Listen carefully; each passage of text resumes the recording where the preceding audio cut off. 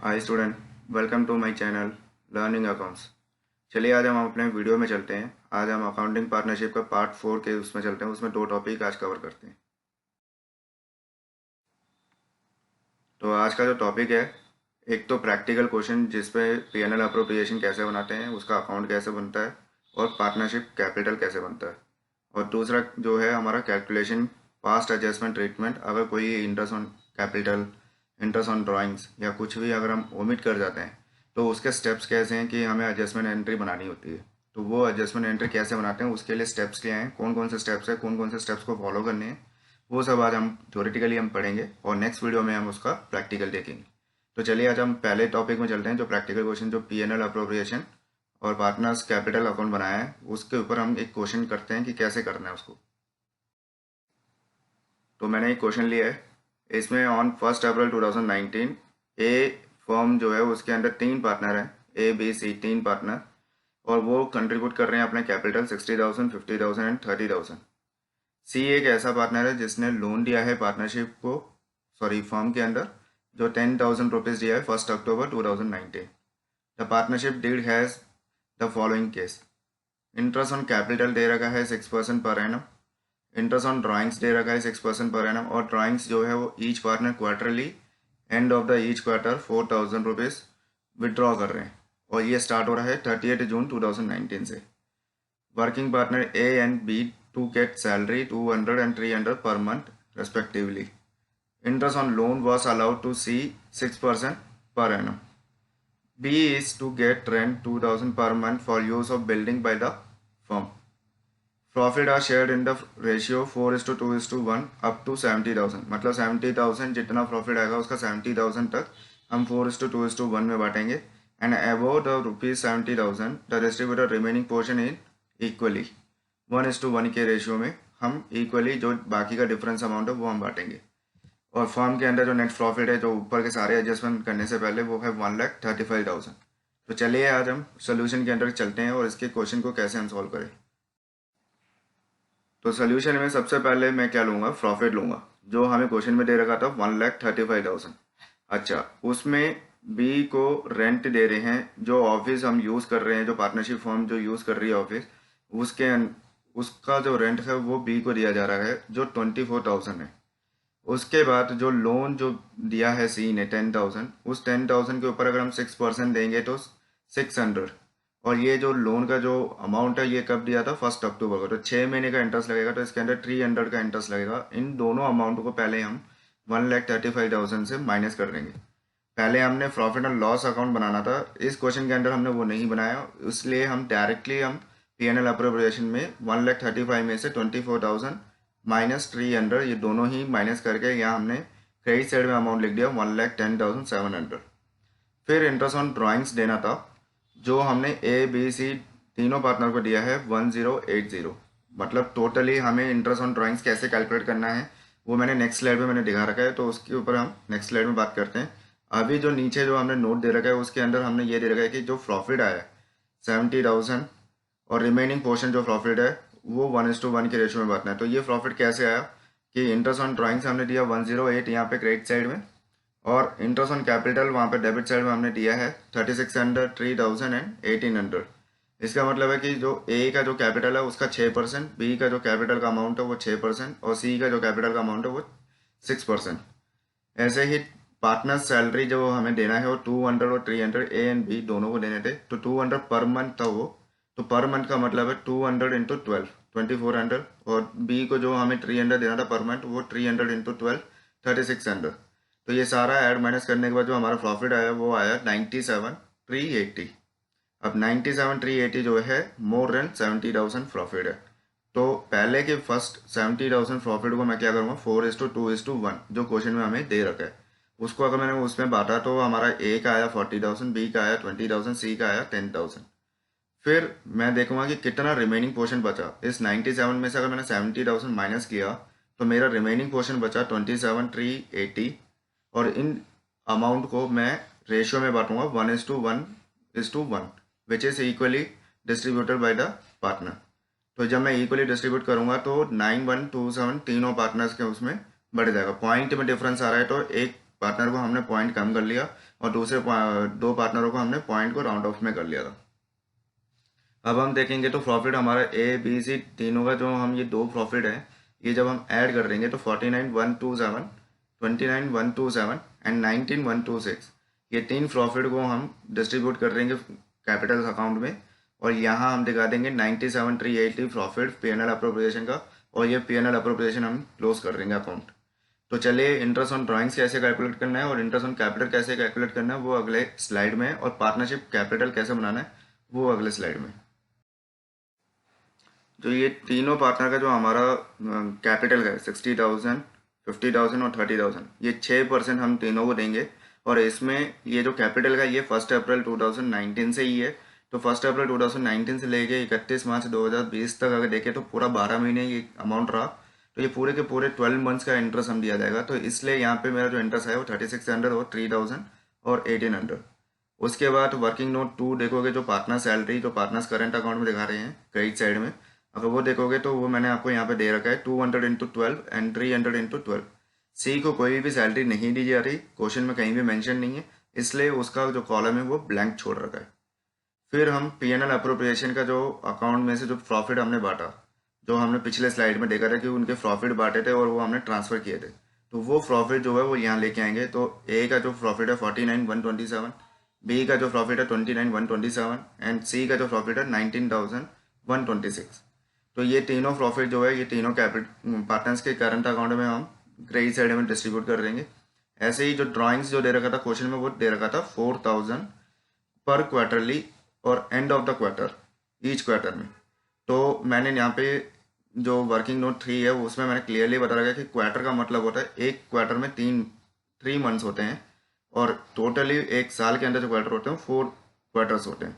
तो 4 क्वार्टर को अगर मैं मल्टीप्लाई करता हूँ 4,000 से तो ये हमारा हो जाएगा 16,000। तो इस 16,000 को अब इंटरेस्ट कैसे निकाले, तो 16,000 को जब इंटरेस्ट निकालेंगे तो ईच क्वार्टर में एंड ऑफ द मंथ में वो हमारा क्या कर रहा है, ईच क्वार्टर में each end of the quarter के अंदर हम विड्रॉ कर रहे हैं। मतलब जैसे कि अगर अप्रैल से लेके अप्रैल में जून तक हमारा एक क्वार्टर है, तो जून के जो 30 तारीख को जो हमारा जो डेट है उस डेट पे हम 4,000 पे विड्रॉ कर रहे हैं।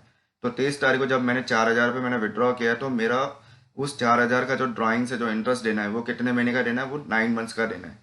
जो मैंने नीचे भी लिखा हुआ है ईच क्वार्टर एंड, तो 4,000 drawing after the end of the first quarter तो 9 मंथ्स। ऐसे ही लास्ट क्वार्टर का जो लास्ट विड्रॉ है जैसे कि 31 मार्च को मैंने किया तो उसके बाद उस साल का कितने महीने बचे, तो उस साल में जो लास्ट क्वार्टर का जो लास्ट विड्रॉल को अगर हम देखेंगे तो वो 0 मंथ्स बचे। तो इसका मतलब ये है 9 + 0 डिवाइडेड बाई 2। एवरेज पीरियड निकालने का फॉर्मूला भी मैंने पिछले स्लाइड में बताया था, सॉरी पिछले वीडियो में बताया था मैंने। अगर आपने किसी ने मिस किया हो तो आप मेरे उस वीडियो को क्लिक करके देख सकते हैं या फिर सब्सक्राइब में मेरे चैनल में करोगे तो वहाँ पे भी आपको वो दिख जाएगा। तो यहाँ पे मैंने वही फार्मूला यूज़ किया है 9 + 0 divided by 2 into 1 divided by 12 into 6%। तो ये जो हमारा इंटरेस्ट ऑन ड्राइंग्स है ये निकालने का तरीका हमारा एवरेज पीरियड से निकालने का तरीका निकाला था हमने और एवरेज पीरियड में यही फार्मूला मैंने सिखाया था वहाँ पे। तो अगर आप देखोगे तो इसका इंटरेस्ट आया इंटरेस्ट ऑन ड्राइंग्स 360 360 360, क्योंकि अमाउंट जो है सभी का सेम था और सभी सेम इक्वल अमाउंट से विड्रॉ कर रहे थे। तो ये सारे ड्राइंग्स, ये सारे interest on capital, interest on salary, ये सब ऐड माइनस करने के बाद अगर हम देखेंगे तो हमारा बैलेंस कैरी डाउन निकलता है 38,767 ए का, बी का निकलता है 19,367 एंड सी का निकलता है 4,566। तो ये है दोस्तों कि पार्टनर्स करंट अकाउंट कैसे क्लोज करना है और पार्टनर्स कैपिटल अकाउंट कैसे बनाना है और पीएनएल अप्रोप्रिएशन कैसे बनाना है। तो आज मैंने एक फुल फ्लैज मैंने क्वेश्चन प्रैक्टिकली मैंने यहाँ पे सिखाया कि अगर आपको कोई भी क्वेश्चन आप अटेंड कर रहे हो इस पार्टनरशिप के फंडामेंटल्स में तो आपको आसानी से ईजिली आप अटेंड कर सकते हो, क्योंकि यहाँ पे मैंने आपको सारे ट्रीटमेंट जो अकाउंटिंग ट्रीटमेंट है हमारे, जैसे इंटरेस्ट ऑन कैपिटल कैसे कैलकुलेट करते हैं, इंटरेस्ट ऑन ड्राइंग्स कैसे कैलकुलेट करते हैं, सैलरी कैसे कैलकुलेट करते हैं, तो ये सारा मैंने ट्रीटमेंट मैंने यहाँ पे बना के दिखा रखा है और आप इसको इस वीडियो को देखोगे तो आपको ये आसानी से क्लियर भी हो जाएगा। तो चलिए दोस्तों आज हम हमारा नेक्स्ट टॉपिक पे चलते हैं। जो हमारा थ्योरेटिकल पार्ट पे एक पास्ट एडजस्टमेंट का मैंने बना रखा है, उसमें मैंने स्टेप्स लिखे हैं कि कैसे कैसे कैलकुलेशन करनी है। उस कैलकुलेशन के उस स्टेप्स को अगर हम फॉलो करेंगे तो हम पास्ट एडजस्टमेंट एंट्री कर सकते हैं। तो चलिए हम नेक्स्ट स्लाइड में। तो पास्ट एडजस्टमेंट सिंगल एंट्री जो स्टेप्स है वो है prepare one column for particular, one column for each partner and one column for form. तो हमें एक टेबल बनाना है। एक टेबल में क्या है कि particular age capital, base capital और फर्म का जो टोटल अमाउंट जो ए को बी को देना है हमें। जैसे कि ये एडजस्टमेंट क्या है पहले आप ये समझिए। ये एडजस्टमेंट है, अगर मान लो मैंने पिछले साल कोई इंटरेस्ट ऑन कैपिटल देना था और मैंने नहीं दिया, किसी पार्टनर को या किसी टोटल सभी पार्टनर को मैंने इंटरेस्ट ऑन कैपिटल देना भूल गया, ओमिट हो गया, या मेरे से गलती से 5% इंटरेस्ट ऑन कैपिटल के बदले 10% दे दिया, गलत दे दिया मैंने, या सैलरी मैंने देनी थी पर मैंने सैलरी नहीं दी, ओमिट हो गया मेरे से। तो ऐसे केसेस में हम एक बार जब हम बुक्स क्लोज कर देते हैं तो उसके बाद हम उस ईयर में हम बुक्स को खोल के फिर से हम सही नहीं करते। तो उस जगह पे हम क्या करते हैं, एक एडजस्टमेंट एंट्री करते हैं करंट ईयर में, ताकि वो पिछले का बैलेंस भी सही हो जाए और हमारा बुक्स ऑफ अकाउंट्स भी सही दिखे। तो उसके लिए एक स्टेप्स हमने निकाल रखा है। तो पहला स्टेप्स मैंने यही बनाया कि एक टेबल बनाना है एडजस्टमेंट के लिए, जिसे हम कहते हैं एडजस्टमेंट टेबल। उसमें particular age capital, base capital और फर्म, ये 4 कॉलम हमारे होने चाहिए। उसके बाद अगर कोई इंटरेस्ट ऑन कैपिटल भूल गए या इंटरेस्ट ऑन ड्राइंग्स भूल गए या सैलरी भूल गए, कुछ भी भूल गए, तो वो अगर आप पिछले साल बांटते तो कहाँ बांटते, क्रेडिट साइड में बांटते, तो क्रेडिट साइड का बैलेंस दिखा के यहाँ पे एज कैपिटल और बेस कैपिटल के नीचे हम बांट देंगे और फॉर्म में टोटल अमाउंट दिखा देंगे। या फिर इंटरेस्ट ऑन ड्राइंग्स है तो डेबिट साइड में एज कैपिटल और बेस कैपिटल दिखा के टोटल फॉर्म को हम यहाँ पे डेबिट बैलेंस करके दिखा देंगे फॉर्म वाले कॉलम में। ऐसे ही अगर कोई और अगर एक्सपेंसेस है या इनकम है तो वो भी हम सेम ट्रीटमेंट करेंगे। फिर नेक्स्ट स्टेप है हमारा find out the balance in column of firm, profit और loss and distributed in profit sharing ratio in respectively partners column. तो जब हम एक बार हम ये सारा का सारा क्रेडिट और डेबिट वाला जो अमाउंट जो भूल गए हैं उसको हम बांट देते हैं, तो उसके बाद फर्म का जो कॉलम है वहाँ पे हम देखते हैं कि कितना अमाउंट जो है हमें बांटना था। अगर मान लो 10,000 रुपये बांटने थे या 20,000 रुपये बांटने थे जो हम भूल चुके हैं, तो उस अमाउंट को अगर हम बांटेंगे तो वो क्रेडिट साइड में जाएगा या डेबिट साइड में जाएगा, उसका जो अमाउंट है वो अमाउंट हम प्रॉफिट शेयरिंग रेशियो में यहाँ पे फिर से एस एंड बीस कैपिटल के उसमें बांट देंगे। तो जब हम एस एंड बीस कैपिटल के उसमें अगर जब हम प्रॉफिट शेयरिंग में बांट देंगे तो वो डेबिट या क्रेडिट का बैलेंस दिखेगा और ऊपर जो आपका क्रेडिट और डेबिट का बैलेंस होगा वो दिखेगा। तो वो दोनों जब आप माइनस कर रहोगे यहाँ पे तो एक डिफरेंस अमाउंट आएगा, या तो क्रेडिट साइड ज़्यादा होगा या डेबिट साइड ज़्यादा होगा। अगर एक पार्टनर का क्रेडिट साइड ज़्यादा है तो क्रेडिट का बैलेंस होगा, या एक पार्टनर डेबिट साइड का ज़्यादा है तो डेबिट का बैलेंस होगा। तो यही मेरा जो सेकंड लास्ट पॉइंट है वो है find out the difference of each partner balances, और if any one partner get debit balance तो debit balance then the same amount will be get in the credit side of the other partner. तो उसके बाद जब ये debit और credit का जो डिफरेंस हमें पता चल जाए तो उसका हम जनरल एंट्री कर देते हैं। अगर क्रेडिट का बैलेंस आ रहा है, जैसे एस कैपिटल का क्रेडिट बैलेंस आ रहा है, तो 2 एस कैपिटल लिख देंगे और बी ऊपर लिख देंगे बीस capital account debit 2 S capital 100, 2,000, 20,000 ऐसे करके। तो ये है पास एडजस्टमेंट एंट्री, जो हम स्टेप बाय स्टेप हम जो अगर इसको फॉलो करें तो हमें आसानी से हम अपने पिछले बुक ईयर का कोई भी अगर बैलेंसेस है या कोई भी आइटम है जो मिस आउट कर गए या कुछ ओमिट कर गए तो उसको हम ईजिली सही कर सकते हैं।